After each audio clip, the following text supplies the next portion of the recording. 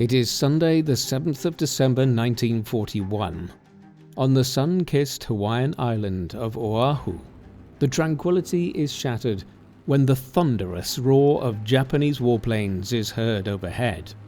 In a devastating attack, waves of aircraft descend upon the US Pacific Fleet at Pearl Harbor in an effort to sink as many ships as possible and give Japan the edge in the war ahead.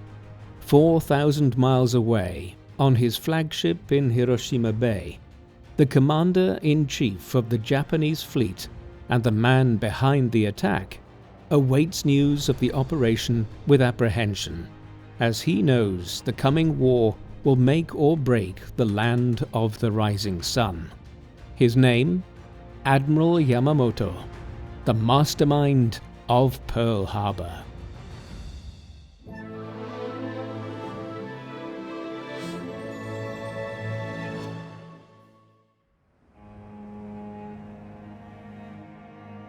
The man known to history as Admiral Yamamoto was born Isoroku Takano on the 4th of April 1884 in the town of Nagaoka in Niigata Prefecture, located on the west coast of central Honshu, the largest island of the Japanese archipelago. His father, Sadayoshi Takano, came from a samurai family in Nagaoka and took the Takano name after marrying into the family. Sadayoshi had 4 children with his first wife. Following her death, he married her sister Mineko. Little is known about Mineko Takano, with whom Sadayoshi had 3 more children.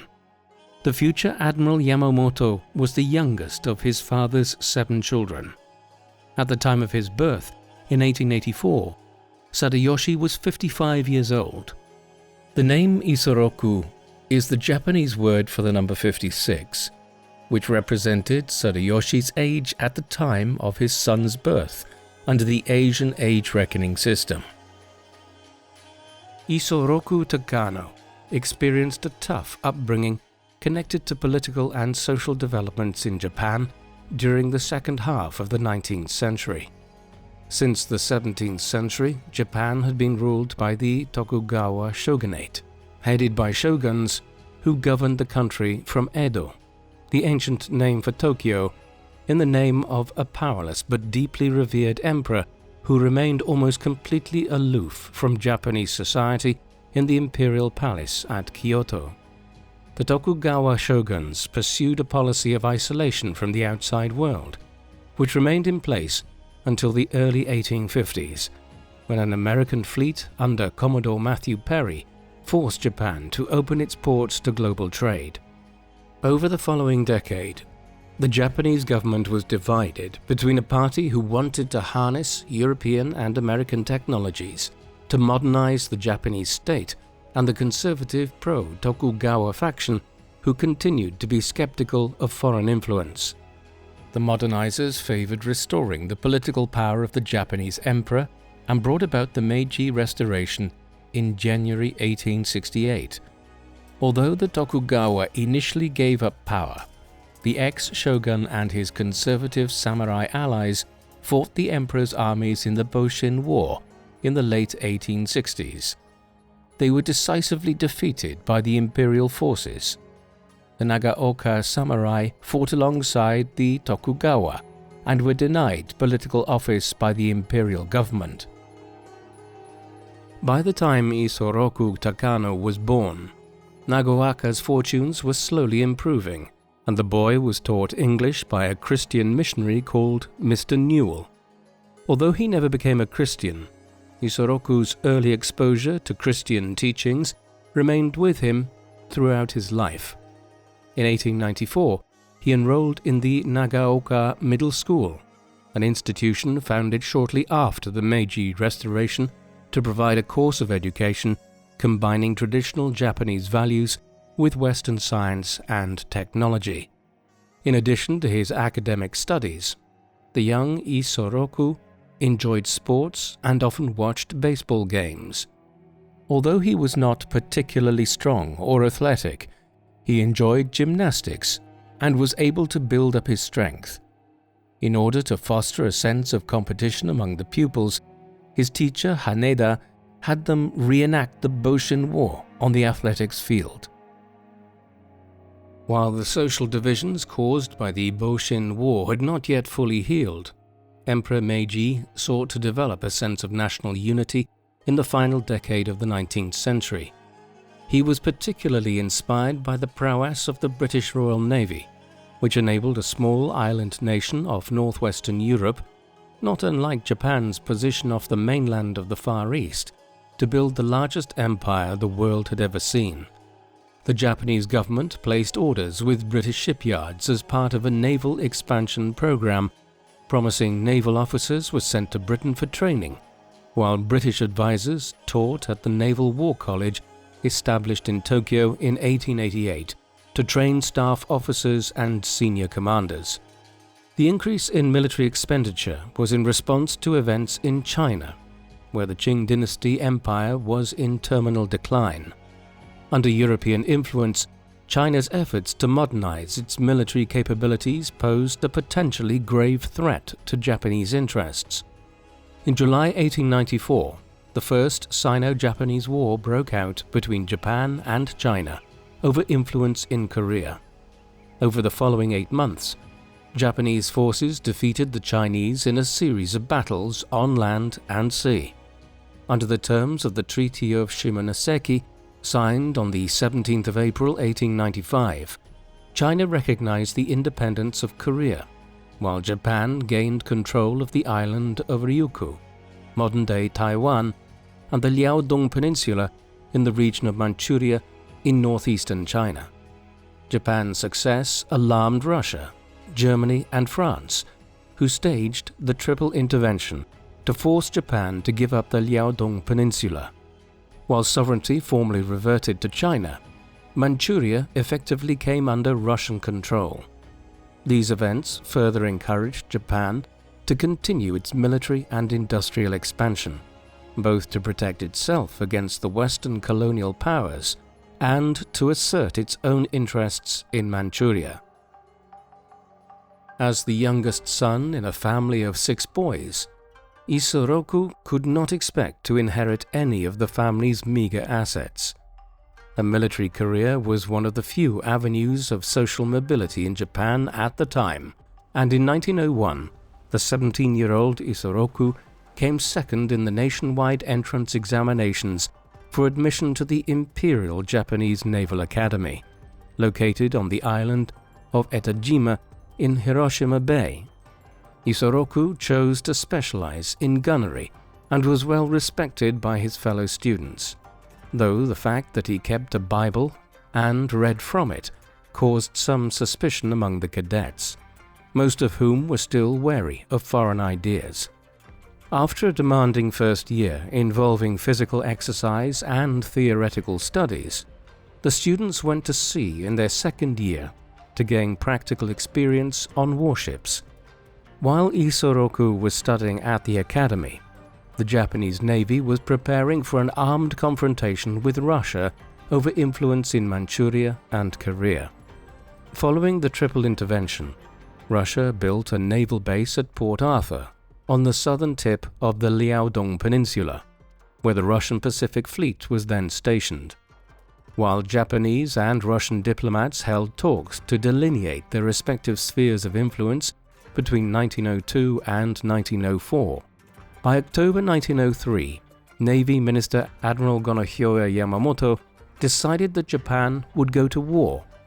He placed the fleet under the command of Heihachiro Togo, a talented young admiral who had distinguished himself during the First Sino-Japanese War several years earlier. As he formulated his plans aboard his flagship, the Mikasa, Togo was afraid that Russia would send ships from Europe to reinforce the Pacific Fleet and planned to attack and capture Port Arthur before they could do so. It was to be a surprise attack of a kind which Isoroku would become associated with many, many years later. The Japanese fleet set sail on the 6th of February 1904, and on the night of the 8th, Togo's fleet attacked Port Arthur without issuing a declaration of war. Several Russian ships were damaged during the attack, while Japanese troops successfully landed at Chemelpur Bay in Korea and took control of the peninsula. Since the attack on Port Arthur was only a partial success, Admiral Togo moved to blockade the Russian fleet in the harbor. In April 1904, Russian Admiral Stepan Makarov was killed when his flagship, Petropavlovsk, struck a Japanese mine, but Togo also lost several ships to Russian mines around Port Arthur. In August 1904, Japanese land forces laid siege to Port Arthur, while Togo defeated the Russian Pacific Fleet as it attempted a breakout. In response, the Russian Baltic Fleet under Admiral Zinovy Rozhetsvensky was redesignated as the 2nd Pacific Squadron and began a long journey to the Pacific to relieve their comrades at Port Arthur. Meanwhile, Isoroku Takano graduated from the Naval Academy in November and spent several weeks cruising around the Liaodong Peninsula on a training vessel until the 3rd of January 1905, when he began service as a gunnery officer on the new heavy cruiser Nisshin. By then, Japanese artillery was able to bombard the Russian fleet in the harbor, forcing Port Arthur's surrender in January 1905. Admiral Rozhetsvensky received new instructions to sail past Japan and link up with Russian ships at Vladivostok. As the Russian fleet sailed north from Indonesia, Togo decided to intercept it at the Straits of Tsushima between Korea and Japan. Battle commenced at around 2 p.m. on the 27th of May 1905. During it, superior Japanese gunnery caused the destruction of much of the Russian fleet. On board the Nisshin, Ensign Isoroku Takano was badly injured, either by an enemy shell or the explosion of one of Nisshin's own guns. He lost 2 fingers on his left hand and sustained a wound to his thigh.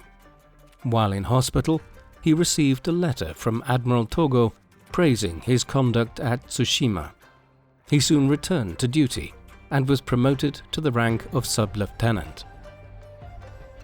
The destruction of the Russian fleet and the outbreak of the 1905 revolution in Russia prompted Tsar Nicholas II of Russia to consider negotiating peace terms with the Japanese. Despite the string of military victories, the Japanese military machine was running low on supplies, and both parties accepted American President Theodore Roosevelt's offer of mediation. Under the terms of the Treaty of Portsmouth, signed in September 1905, Japan secured control of Korea, southern Manchuria, and the southern half of the islands of Sakhalin. However, the peace terms fueled anti-American sentiment in Japan, as the Japanese government's demands for war reparations were denied. Roosevelt also sent an American fleet to Japan as both a show of force and as a diplomatic exercise. Sub-Lieutenant Isoroku Takano had the opportunity to examine the American ships as the fleet anchored off Yokohama in October 1908. The following year, Isoroku was on board the Aso, which paid a return visit to the American West Coast. He was soon promoted to lieutenant and given command of a division of men on his ship. Career progression was slow in peacetime, and in 1912, Isoroku returned to Nagaoka for several weeks after the death of his elderly father in February. Isoroku's mother was also seriously ill, and he considered resigning from the Navy to take care of her. But she reminded him of his duty to Japan, and he returned to his position. Isoroku was now 28 years old. His naval career continued to progress after he was assigned to the battleship Shintaku in 1913. The same year, he began his advanced studies at the Naval War College and proved a brilliant student. Nevertheless, he enjoyed an active social life and was often found playing board games like Go or Shogi for high stakes. While Isoroku was studying at the Staff College, the First World War broke out in Europe in late July and early August of 1914. As a result of a defensive alliance signed in 1902 with Britain, Japan joined the war on the side of the Entente powers, Britain, France, and Russia, and soon invaded and occupied the German colony of Jiaozhou near Qingdao on the Shandong Peninsula, as well as a host of other German colonies in the Pacific, like the Marshall Islands. These tiny islands had great potential as supply bases for a fleet operating in the Western Pacific. Back in Japan, Isoroku was promoted to lieutenant commander in 1915 and was appointed to the staff of the 2nd Battle Squadron upon his graduation from the War College the following year. The year 1916 was an important one for Isoroku Takano in other ways, as he was adopted into the Yamamoto family and took their name. The Yamamoto had a distinguished samurai heritage, and during the Boshin War, Tadewaki Yamamoto had been one of the senior commanders of the shogun's forces in Nagaoka. Tadewaki was captured and executed in battle, and his surviving relatives spent several decades looking to appoint a new head of the family. The Yamamoto saw in the 32-year-old Isoroku Takano a Nagaoka native and an officer of great potential. Isoroku gladly accepted the honor, and henceforth he would go by the honorific name Yamamoto. He now had the responsibility of securing the Yamamoto lineage, and in August 1918 he married Reiko Mihashi. While the couple would have 2 sons and 2 daughters, the union was not a love match, and Yamamoto was motivated by his responsibilities to his adopted family. Several decades after his death, it was revealed that he had relationships with several geishas, causing a scandal and embarrassment for the family. In April 1919, Yamamoto left his new wife at home and sailed to the United States. The Japanese naval establishment considered the US its main rival in the Pacific Ocean, and Yamamoto was among the officers sent to America to improve their English and to gather intelligence about the country and its people. Yamamoto took an English course at Harvard and also carried out a study of petroleum resources. Oil was just then replacing coal as the main energy source for warships all over the world, but Japanese oil production was limited to a few wells in Yamamoto's native Niigata prefecture.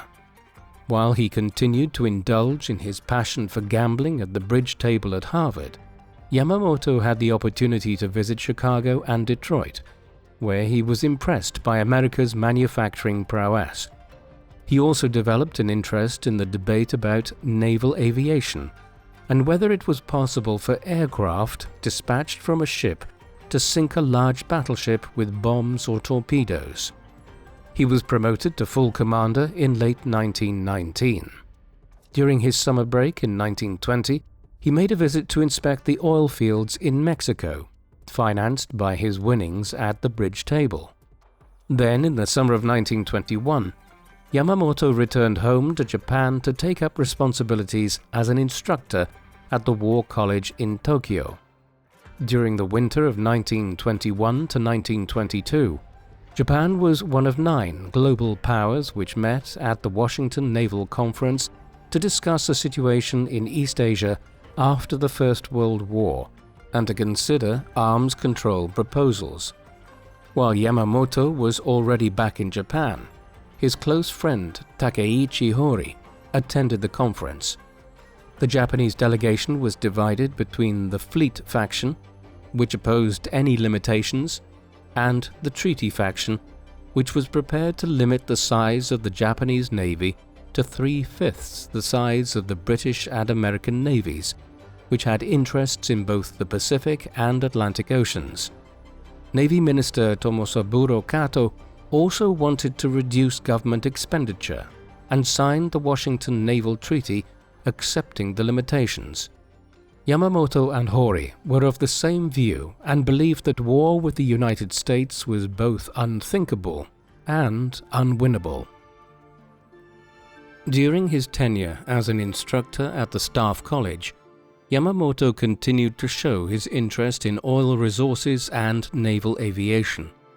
In 1923, he went on a second trip abroad, working as an English interpreter for Admiral Kenji Ide on a tour of Europe and the United States. A major highlight of the trip was a visit to the casinos in Monaco. Yamamoto later remarked that he could see himself spending his time as a full-time gambler after retiring from the Navy. After being promoted to captain, he returned to Japan and took command of the cruiser Fuji in June 1923. He was disappointed with the position and sought a role in naval aviation instead.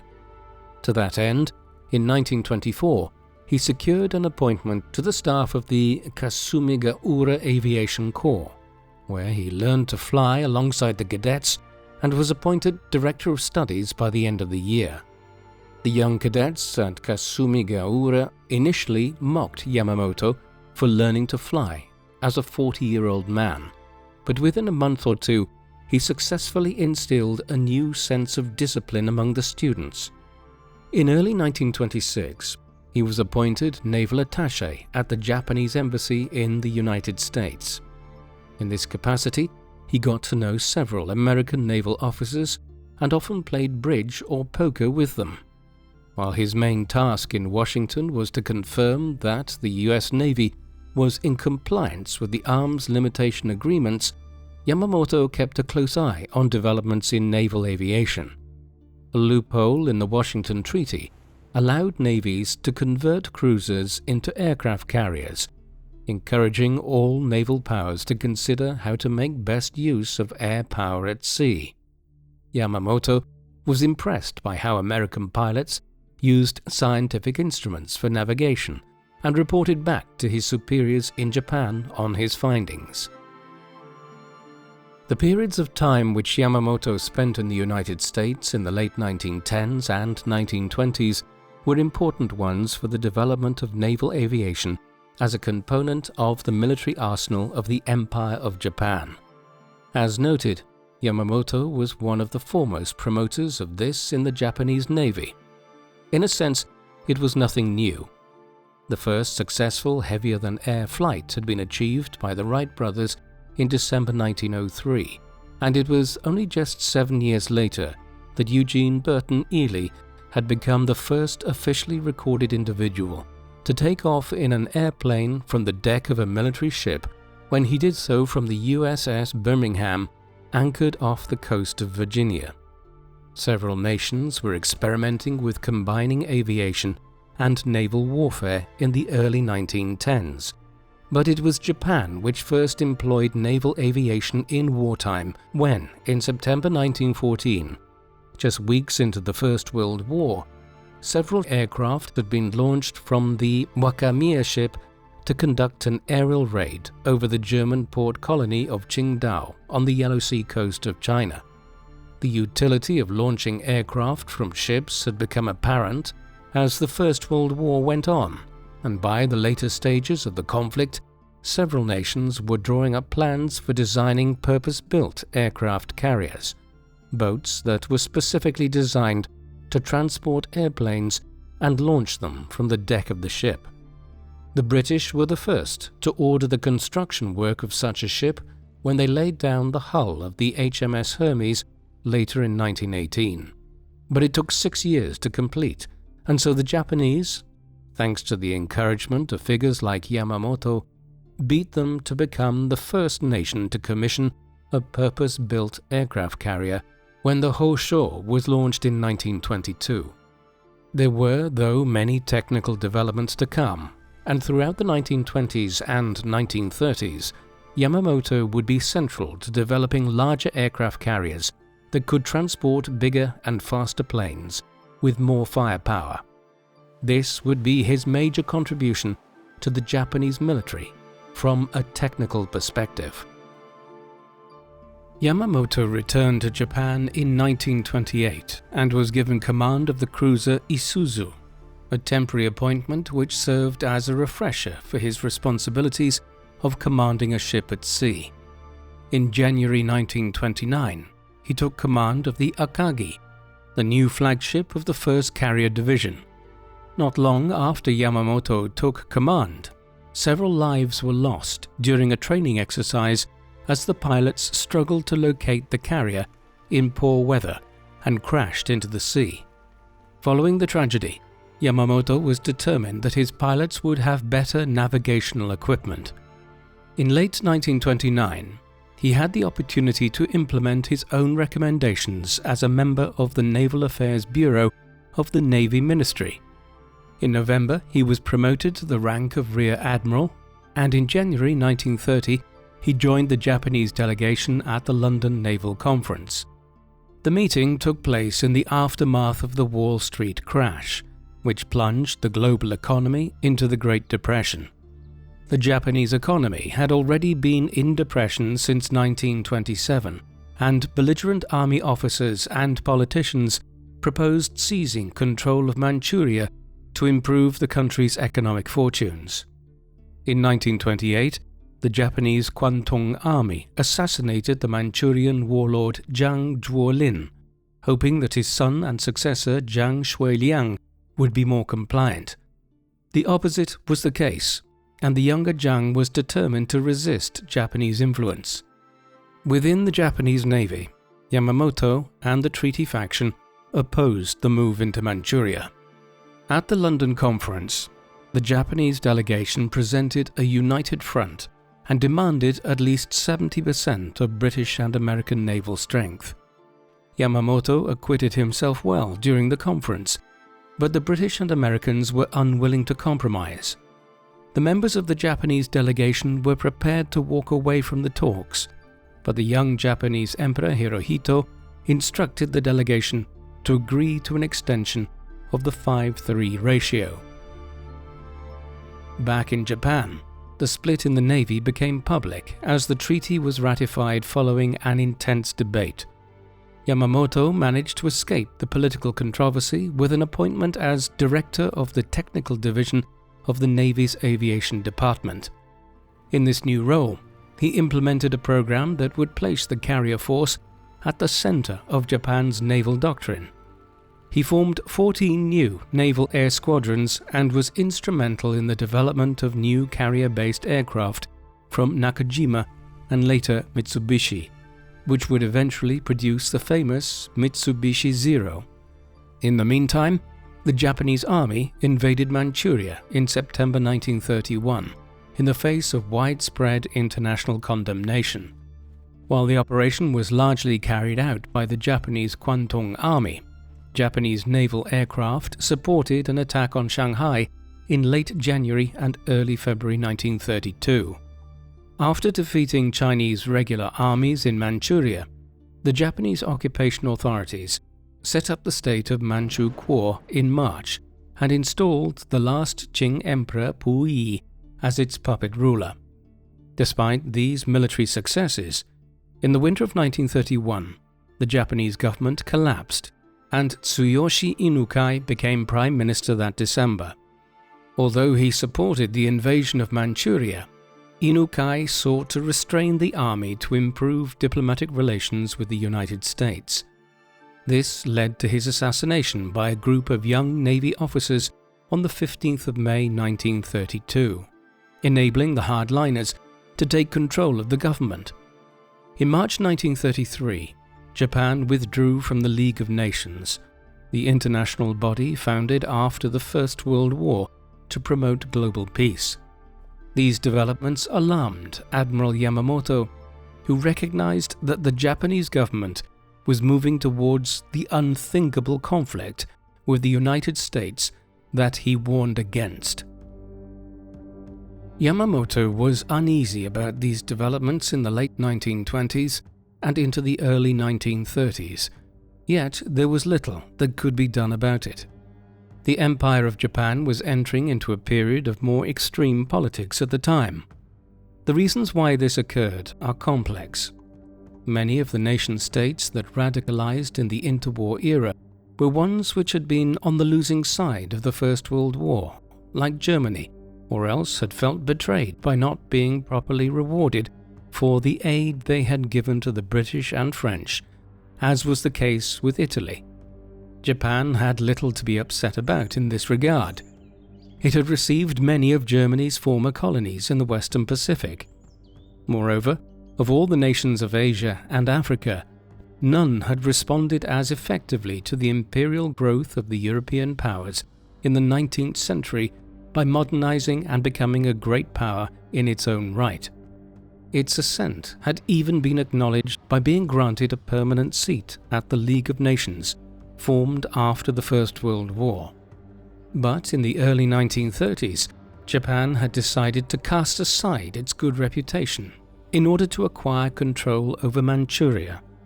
Moreover, by the late 1930s, it was committing major atrocities in China and would continue to do so throughout the coming Second World War. This was despite the apparently more liberal worldview of commanders like Yamamoto.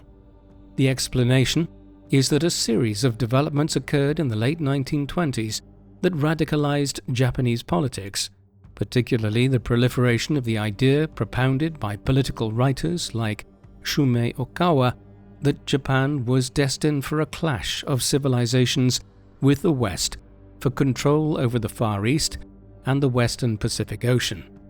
Economic problems at home after the Wall Street crash and the onset of the Great Depression compounded this, while American, Soviet, British, French and Dutch colonial and imperial activity in the Far East, Indochina, Southeast Asia and the Pacific also played a role. Because of the strong honor system in Japanese culture, commanders like Yamamoto felt duty-bound to obey commands which they received in the years that followed in line with this more aggressive political approach, even when they diverged significantly from their own personal views. In October 1933, Yamamoto was given command of the 1st Carrier Division and moved his flag to the Akagi. In an echo of his experiences at Kasumigaura, Yamamoto had the task of disciplining a cohort of hard-headed young pilots. During an early exercise, the attack leader and several pilots were drunk on sake during their lunch break and were unable to continue the exercise. Following the incident, Yamamoto issued a stern rebuke to those responsible, warning them that their conduct was unacceptable. He concluded his speech by inviting the men to suggest their own punishments, a major reprieve for an offense that risked court-martial. Yamamoto remained in command of the 1st Carrier Division until mid-1934, at which point he was appointed to head the Navy delegation for the London Naval Conference. This was scheduled for 1935 and was designed to negotiate a renewal of the naval disarmament agreements at Washington and London that were set to expire. Yamamoto and his staff arrived in England in October 1934 to take part in preliminary discussions with the British and American representatives. The fleet faction had gained control of the Navy Ministry by then, and while Yamamoto was in London, he received the unwelcome news that his friend Admiral Takeichi Hori had been forced to retire. Against his own instincts, Yamamoto's instructions were to seek parity with the British and American navies, but the other powers refused the Japanese demands. With no prospect of an agreement, Yamamoto left England in late January 1935 and returned to Japan by land via Germany and the Soviet Union. On the way, he met the German Foreign Minister Joachim von Ribbentrop to discuss a potential alliance against Britain and the United States. Yamamoto, who had been promoted to Vice Admiral in November 1934, returned to Japan with an enhanced reputation, but was sidelined by the hardliners in the Navy Ministry who mistrusted him. However, he was appointed head of the Aviation Department a few months later, enabling him to continue his work to expand the naval air arm. He was involved in the development of naval aviation tactics and planning, took steps to improve safety and enhance rescue capabilities, and placed great emphasis on training to ensure that Japanese pilots would outfight their foes in the air. Yamamoto was also pleased to see the moderates return to government following parliamentary elections in February 1936, but was troubled by an attempted coup by the army over the following days. With the hardline faction temporarily subdued, in December 1936, the moderate Navy Minister Osami Nagano appointed Yamamoto as his vice minister. While Yamamoto supported government policy, he was reluctant to take on a ministerial position which placed him both literally and figuratively in the crosshairs of the hardline faction. Within months of his appointment, the government collapsed in early 1937. The new Navy Minister, Admiral Mitsumasa Yonai, who emerged from the latest political shifts, was an old friend of Yamamoto's and retained him as vice minister. Both Yonai and Yamamoto were alarmed by events in northern China, where the Kwantung Army had expanded its footprint since 1931, reaching the outskirts of Beijing. On the 7th of July 1937, the Japanese staged an incident at the Marco Polo Bridge outside Beijing to create a pretext to expand the war in China. Despite opposition from the Navy Minister, the government sent reinforcements to China and Japanese troops captured Beijing by the end of July. After overcoming determined Chinese resistance in Shanghai, the Japanese army advanced on Nanjing, the capital of General Chiang Kai-shek's Chinese nationalist government. The Japanese capture of Nanjing on the 13th of December 1937 was followed by the notorious Massacre of Nanjing, during which an estimated 200,000 Chinese civilians were killed over several months. For Admirals Yonai and Yamamoto, a troubling development was the deliberate bombing and sinking of the American gunboat USS Panay the previous day by Japanese naval aircraft. Yamamoto issued a statement admitting responsibility for the incident, while claiming that it was unintentional. The diplomatic incident was kept under control as a result. Nevertheless, the drumbeat for war became ever louder in Japan, and in 1938, Yamamoto and Yonai were receiving death threats from hardliners. Yamamoto did not seem particularly fazed and continued to make frequent visits to the British Embassy. While Yamamoto served in the Naval Ministry through 4 short-lived governments, in August 1939, Kiichiro Hiranuma resigned as Prime Minister after Germany unexpectedly signed a non-aggression pact with the Soviet Union. This came as a great shock to the Japanese, who had signed the Anti-Comintern Pact with Germany, targeting the Soviet Union.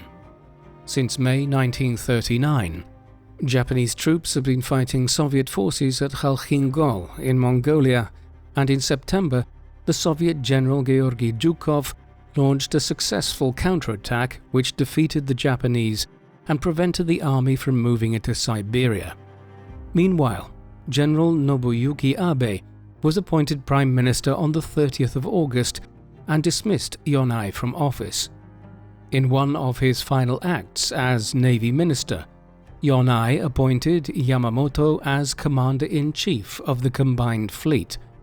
This was the most senior command in the Japanese Navy and one that Yamamoto deserved. However, Yonai's decision was primarily motivated by his desire to protect his friend from his enemies in Tokyo by sending him to sea. On the 30th of August 1939, 55-year-old Admiral Isoroku Yamamoto assumed command of the Combined Fleet and transferred his flag onto the battleship Nagato. While Prime Minister Abe promised that Japan would not get involved in the war in Europe, which broke out in early September when Germany invaded Poland, Japan soon came under pressure to sign the Tripartite Pact, a formal military alliance with Germany and Italy.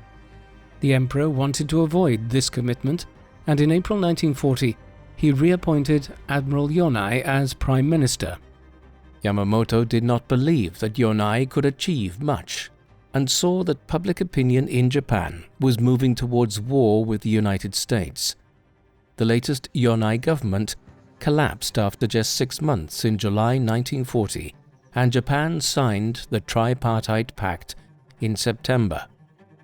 Yamamoto had serious reservations about this approach and believed that Japan could not win if it ended up at war with the United States.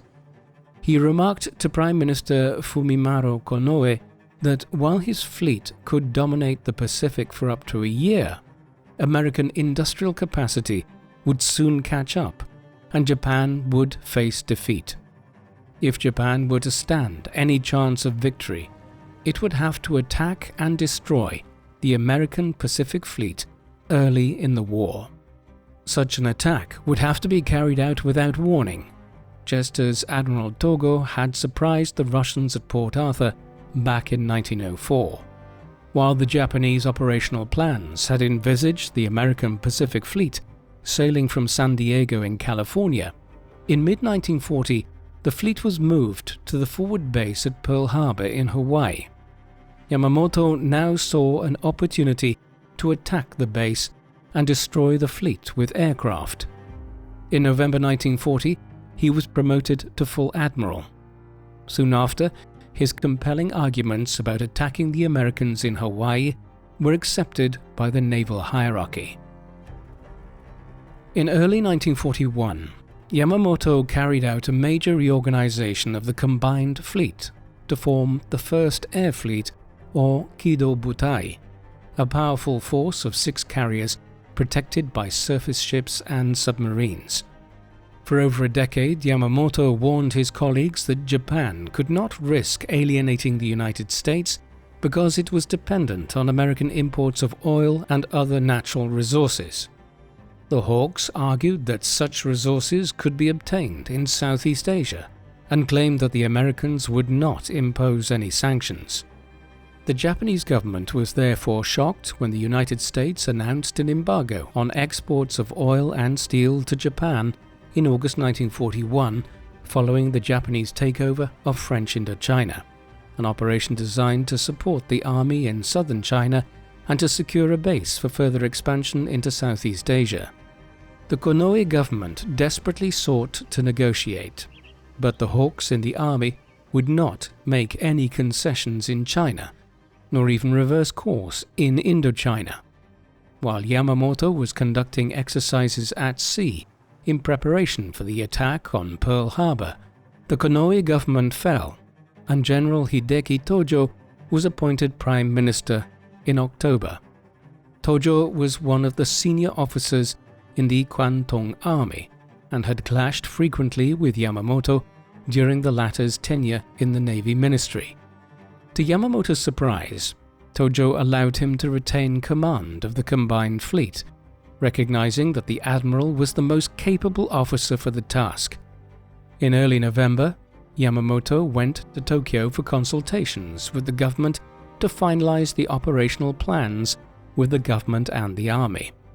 The attack on Pearl Harbor was to coincide with invasions of British Malaya, the American Philippines, and the Dutch East Indies, in order to secure the vital resources required by the Navy, most notably the oil found in abundance in the East Indies. The attack was scheduled for the 8th of December 1941 in Japan, Sunday the 7th of December in Hawaii. On the 17th of November, Admiral Chuichi Nagumo took Kido Butai to the Kuril Islands in the north, where the force would assemble ahead of the assault. On the 2nd of December, while last-minute talks were still taking place in Washington, Yamamoto and his Chief of Staff, Admiral Matome Ugaki, issued orders to prepare for attack. The following day, Yamamoto received notice from the Emperor in Tokyo announcing the beginning of the war. That evening, Yamamoto made a surprise visit to his house and had dinner with his wife and children. The next morning, as he prepared to leave Tokyo by train, he exchanged a few words with Takeichi Hori, who asked him to take care of himself. Yamamoto prophetically responded, "Thanks. I don't imagine I'll be back." Later that day, he was back on board the Nagate, anchored off Hashirajima in Hiroshima Bay, where he and Akagi anxiously awaited news from the Japanese ships in the Pacific. On the night of the 7th of December, Tokyo time, Admiral Yamamoto received news that a Japanese plane had shot down a British aircraft off the coast of Thailand. At 3 a.m. the following morning, Yamamoto was informed that 200 planes from Kido Butai were now in the air bound for Pearl Harbor. Soon the flagship was receiving intercepts of American communications indicating a successful Japanese attack on the naval base. Messages also came flooding in from Malaya, Singapore, Thailand, Hong Kong, Shanghai, and the Philippines about the simultaneous attacks on British and American positions there, as well as from Tokyo, where Emperor Hirohito issued an official declaration of war once the surprise attacks were underway. Meanwhile, Admiral Nagumo reported that 2 battleships had been sunk and 4 damaged at Pearl Harbor, while 300 American planes were destroyed. Only 30 Japanese planes were lost. The following day, US President Franklin Roosevelt delivered a speech to Congress in which he memorably described the events of the 7th of December 1941 as, quote, "a date which will live in infamy, pursuant from which a state of war now existed between the United States of America and the Empire of Japan." Although Yamamoto received congratulations from the government on the 9th of December for the success with which the attack on Pearl Harbor had been executed, he was incensed to learn that Nagumo had broken off the attack after launching 2 waves. While 4 American battleships were sunk and 4 others were damaged, most of the shore facilities remained intact, and more crucially, the 3 aircraft carriers of the US Pacific Fleet were absent from Pearl Harbor and survived the carnage. As a result, the US Pacific Fleet was not utterly destroyed and could rebuild itself around its carriers and submarines in short order, particularly so if it reassigned some of the Atlantic Fleet to the Pacific. While his subordinates advised him to order Nagumo to turn back and attack Pearl Harbor again, Yamamoto instead ordered Nagumo to strike at the American naval base on Midway Island, fearing that it could become an advanced base for American aircraft and submarines. On the 10th of December, the Japanese Navy scored another major success when a force of torpedo bombers sank 2 large British vessels, the battleship Prince of Wales and the battlecruiser Repulse. Elsewhere, Japanese forces had taken Guam and were slowly overcoming American defenses in the Philippines. However, Nagumo called off the attack on Midway due to poor weather. Yamamoto was also troubled by stronger than expected American resistance on Wake Island, which was only taken on the 22nd of December. Although there was still much celebration in Japan in the wake of Pearl Harbor, by the end of 1941, Japanese naval officers were beginning to share their commanders' apprehension that the war would be a long one. During the winter of 1941 to 1942, the Japanese war machine rolled across Southeast Asia and achieved their objectives several weeks ahead of schedule. Hong Kong fell to the Japanese on the 26th of December and Manila in the Philippines a week later on the 3rd of January 1942. Japanese troops were marching on the Burmese capital of Rangoon, and to the south the army had occupied most of the Malay Peninsula and were set to besiege the British garrison at Singapore. Yamamoto was now planning operations in the South Pacific towards Australia, but he continued to be concerned about the potential of American carriers. He instructed his staff to work on plans to attack Hawaii and Midway Island again, to complete the destruction of the American Pacific Fleet. In the wake of Pearl Harbor, more American aircraft had been sent to Hawaii, so the Japanese naval planners considered Midway to be a more appropriate target. At the beginning of February 1942, Yamamoto received the unwelcome news of an American carrier raid on the Marshall Islands. destroying several ships and killing the Japanese rear admiral who commanded the base. Yamamoto believed that the defeat had been caused by overconfidence and reminded everyone around him to remain on their guard. 2 weeks later, he made the Yamato his flagship, the heaviest battleship ever built, larger than the German Bismarck. Japanese spirits remained high over February, and on the 15th of the month, Japanese troops captured the British stronghold of Singapore, the linchpin of Britain's presence in Southeast Asia. 4 days later, Admiral Nagumo launched a successful attack against Darwin, the capital of Australia's Northern Territory, and a week later, on the 27th of February, a Japanese fleet defeated an allied American, British, Dutch, Australian fleet at the Battle of the Java Sea, facilitating the invasion of the Indonesian islands. In early April, Admiral Nagumo's carriers attacked the port of Trincomalee in present-day Sri Lanka, sinking 2 British cruisers and a carrier, though 2 other carriers escaped. Yamamoto believed that Nagumo had broken off the attack too early once again, just as he had done at Pearl Harbor.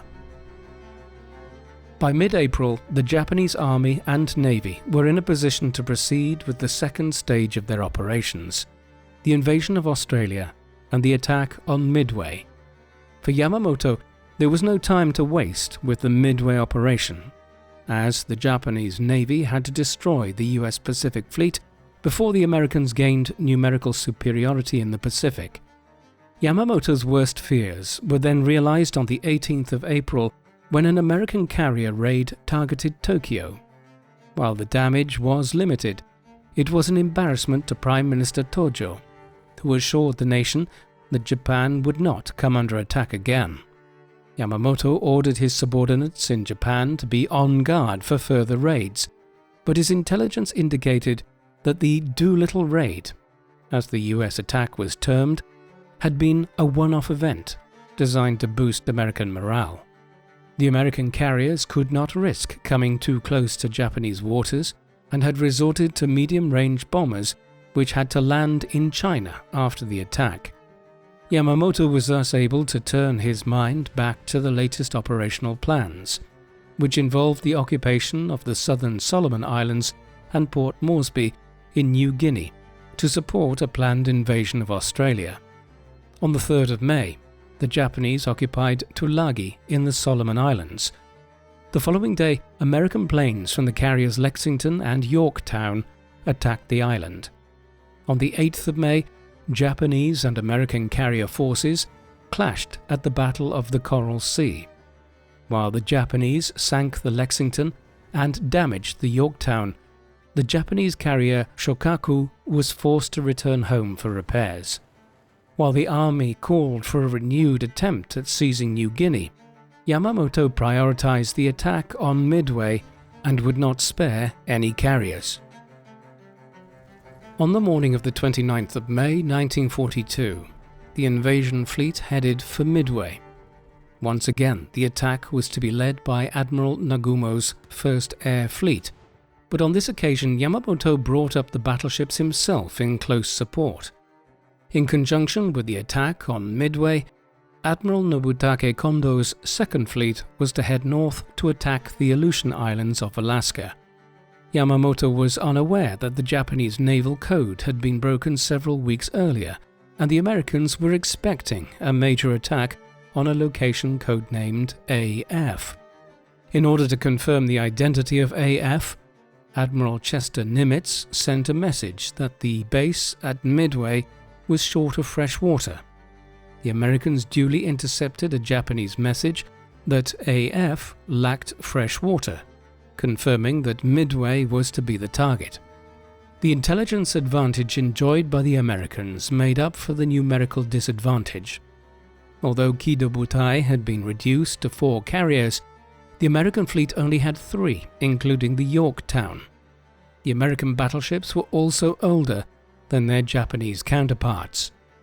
On the morning of the 5th of June, Tokyo time, Nagumo launched his attack, sending the first wave of bombers to hit Midway.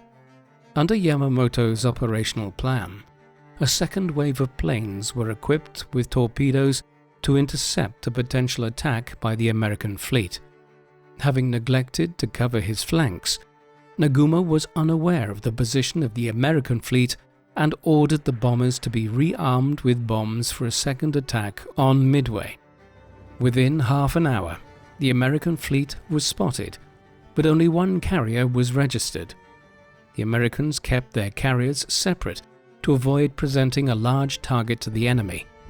Just as the first wave of Japanese aircraft returned to their floating hangars, American planes began their attack on Kido Butai. While the American torpedo bombers were shot down by fighters, the dive bombers were more successful and scored hits on the Akagi, Kaga, and Soryu. With 3 Japanese carriers in flames and more than 200 aircraft destroyed, only the Hiryu managed to escape the calamity. While Yamamoto hurried to bring his battleships to support the surviving ships, Nagumo broke off from the engagement towards the north. Yamamoto was furious at Nagumo and ordered him to launch a night attack against the American fleet, but Nagumo reported that the Hiryu had also been hit in the late afternoon and was out of action. Yamamoto had no choice but to cancel his orders, while the Hiryu desperately tried to remain afloat. The efforts were unsuccessful, and the ship was lost the following morning. On the 7th of June, the final day of the Battle of Midway, Yamamoto received a slight consolation as the Japanese fleet came across the limping Yorktown and sank the carrier. Yamamoto retreated towards Wake Island, hoping to lure the American carriers to pursue him, but the Americans refused the bait. As the fleet made its way back to Japan, Yamamoto summoned the staff of Kido Butai for discussions on board the Yamato. Nagumo could not bring himself to face Yamamoto, and it was up to his chief of staff, Admiral Ryunosuke Kusaka, to offer his apologies and admit responsibility for the flawed tactics and the failure to follow the commander-in-chief's orders. Yamamoto avoided punishing Kusaka and accepted his own responsibility for allowing the concentration of the carriers. When the fleet returned to Hashirajima a week later, Yamamoto received a message from the emperor assuring him of his favor and continued confidence. Although the imperial vote of support raised his spirits, Yamamoto had not only failed to destroy the American fleet, but he had lost 4 of his prized aircraft carriers in a single battle and was desperate to rebuild the force. Japanese shipyards began to convert cruisers to carriers, but any hopes of a quick victory were dashed, and Yamamoto believed that the Japanese military would soon lose its numerical and technological advantage to the Americans. Following the defeat at Midway, Kido Butai was disbanded and Admiral Nagumo was assigned to the command of the new Third Fleet, centered on the carriers Shokaku and Zuikaku. Plans to invade Samoa and Fiji were abandoned as a less ambitious war strategy was now adopted, one which aimed to prepare for the inevitable American attack and hold the territory which had been conquered. Without the prospect of naval support, the army invaded Port Moresby by land, and Yamamoto issued orders to build air bases in the Solomon Islands at Tulagi and Guadalcanal. In early August, he received news that the Americans were attacking Guadalcanal in force and had captured the airfield, which was renamed Henderson Field. Although the situation appeared to be under control after the Japanese 8th Fleet sank 4 Allied cruisers off Savo Island on the 8th of August, the army underestimated the strength of the US Marines on Guadalcanal. Yamamoto decided to take personal command of the situation and moved the 2nd and 3rd Fleets to Truk Atoll in the South Pacific. A Japanese attempt to resupply Guadalcanal was intercepted by the American fleet, and the light carrier Ryujo was sunk. In return, Nagumo's force located the American carrier Enterprise and forced it to return to Pearl Harbor for repairs. but the resupply mission was a failure, and Yamamoto was forced to use warships rather than transports for the task. As the battle continued into September, Yamamoto recognized that it would require a substantial army presence to retake the island, but considerable Allied activity in the air and on the sea meant that it would be difficult to land reinforcements. The Japanese continued to underestimate the strength of American forces on Guadalcanal, and on the 13th of September, an 8,000-strong force under General Kiyotake Kawaguchi failed to capture the American airfield and had to withdraw. While Yamamoto promised to do all he could to support the army and to destroy the American carriers in the South Pacific, all supplies at Truk Atoll were running low. Japanese naval aircraft continued to inflict heavy losses on the US Navy, but the Japanese were also losing large numbers of experienced men who could not be replaced. The rate of attrition was exacerbated by the tendency of many officers and men to give up their lives in the event of failure as a matter of honor, an approach that Yamamoto opposed. The admiral also criticized the unwarranted optimism among Japanese army commanders who frequently sent small detachments of men to almost certain death. By the time the army recognized the necessity of reinforcing Guadalcanal in strength in October, a combination of poor weather and the Allied naval presence served as major obstacles.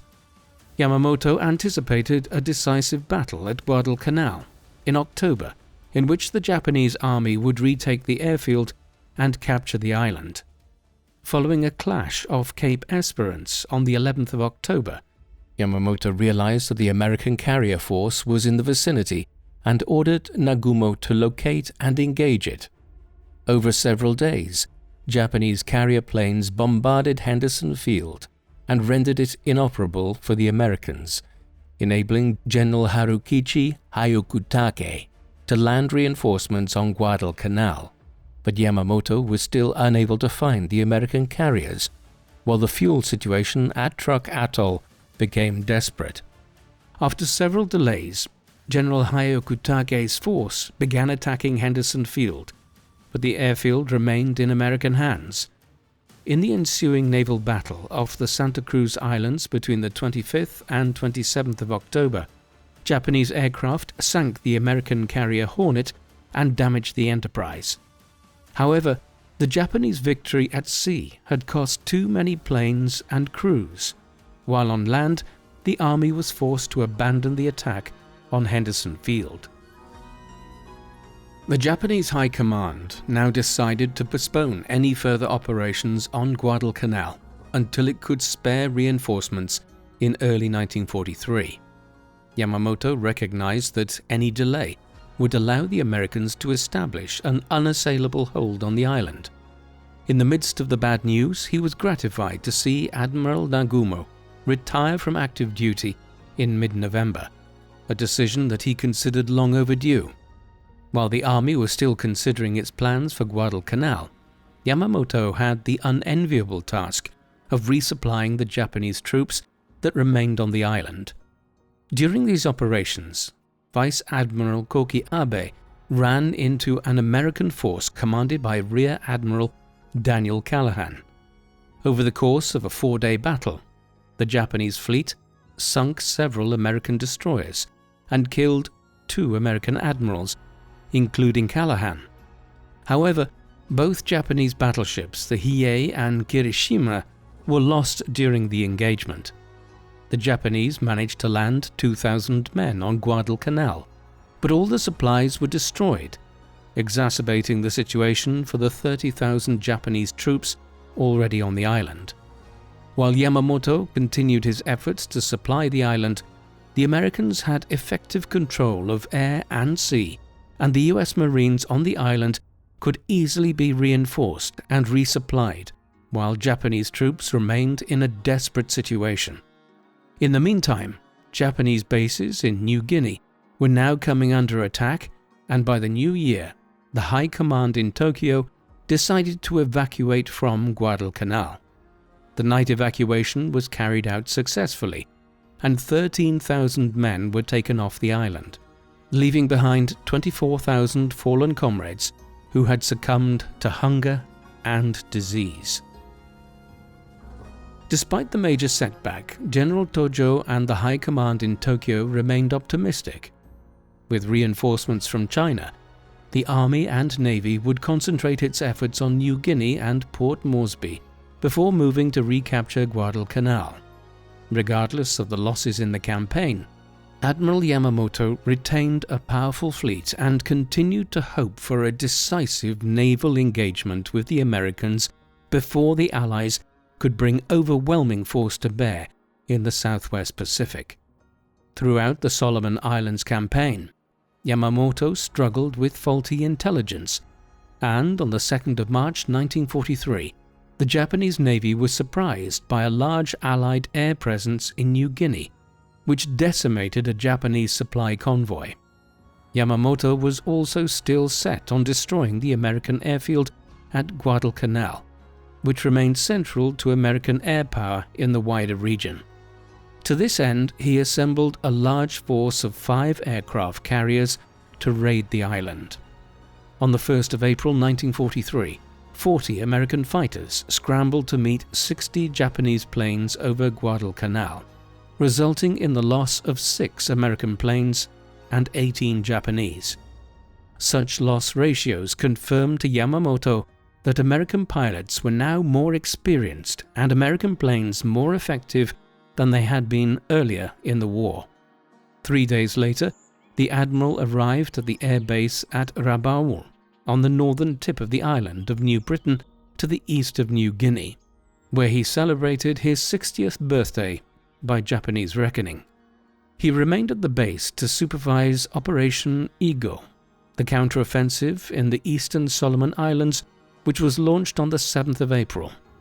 The Admiral received a steady stream of positive reports from his pilots claiming that vast numbers of American ships and planes had been destroyed or sunk. On the 16th of April, after receiving reports that no more Allied planes were in the air over Guadalcanal, Yamamoto declared a successful end to the operation. These operations around Guadalcanal would be the last contribution Yamamoto made to the Japanese war effort. On the morning of the 18th of April 1943, he and Admiral Akagi flew in separate bombers to visit the frontline bases of Buka and Buin on Bougainville Island. The visit had been planned for several days, and Yamamoto disregarded warnings from colleagues about the dangers of such a visit. American naval intelligence intercepted a message detailing Yamamoto's plans for the day. While the American admirals felt uneasy about ordering an attack on Yamamoto, President Roosevelt approved the ambush, codenamed Operation Vengeance. As the bombers carrying Yamamoto and Akagi prepared to land on Bougainville, 24 American fighter planes from Henderson Field intercepted them and shot both bombers down, despite the efforts of the 9 Japanese fighter escorts. In his diaries, Akagi described seeing Yamamoto's plane plunging into the jungle with a trail of black smoke, shortly before his own aircraft ditched into the water. Later that day, Yamamoto's body was recovered, and the post-mortem determined that he had been killed instantly by gunfire. After the body was cremated, his ashes were sent back to Japan for a state funeral, before being divided between the Tama Cemetery in Tokyo and the Yamamoto family cemetery in Nagaoka. His death was a major blow to morale, and many people in Japan began to doubt that the war could be won. Events in the year that followed only confirmed this suspicion, culminating in the Battle of the Leyte Gulf in October 1944, during which Japan's air and naval power in Southeast Asia was comprehensively broken, ushering in the last stages of the Second World War in the Pacific. Isoroku Yamamoto is best known as the Japanese admiral who planned the attack on Pearl Harbor, one of the defining events of the history of the 20th century. Since the 1920s, Yamamoto had been one of the strongest advocates of developing a strong contingent of aircraft carriers in the Japanese Navy. As he rose up the ranks of the Japanese Navy, he played a major part both in building an effective carrier force and in shifting Japanese naval doctrine towards carriers. However, while many of his colleagues were unrepentant nationalists, throughout his life Yamamoto admired European and American culture and made many friends in the British and American navies during his foreign visits. He had always been on the moderate wing of the Japanese Navy, and during the late 1930s he did all he could as a junior government minister to hold back the tide of war against Britain and the United States. He was particularly skeptical about the possibility of Japan winning any war against the US. However, once he was resigned to the inevitability of conflict, he prioritized his duty to emperor and country and did everything he could to achieve victory. Yamamoto wanted to strike hard and fast at the US Pacific Fleet, just as Japan had done against the Russian Pacific Fleet back in 1904. In doing so, he hoped that the US Pacific Fleet could be destroyed and a quick victory won in the war before America's industrial and military might was fully brought to bear. In the first 6 months of the war, Yamamoto's carriers caused havoc across the Pacific from Pearl Harbor to Darwin and Trincomalee. But the loss of 4 prized carriers at the Battle of Midway saw the tide shift irreversibly in the Allies' favor. Yamamoto maintained faint hopes of destroying the enemy fleet in a decisive engagement, yet the reverses at New Guinea and Guadalcanal, shortly before his death, were clear signs that American forces had already gained superiority in the Pacific and were destined for victory, much as Yamamoto had predicted on the eve of the war. His premature death meant that he avoided seeing the ruin visited on Japan, which he had always believed would ensue from a conflict with the United States. What do you think of Admiral Isoroku Yamamoto? Should he be regarded as one of the great military leaders of the Second World War, who planned some of the most remarkable operations in the Pacific? Or should he be remembered as a tragic figure whom fate condemned to fight a war which he wished to avoid against a nation which he believed Japan could not defeat in the end? Please let us know in the comment section, and in the meantime, thank you very much for watching.